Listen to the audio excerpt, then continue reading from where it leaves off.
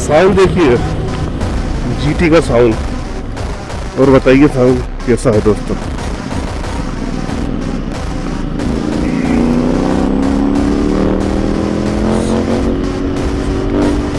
Sound बताइए। आगे से धुल हो जाएंगे। सोयाबीन निकलती हुई मक्का की खेती ले लहा रही है, या बखरनी हो रही है। अब यहाँ पर गेहूं की खेती होगी।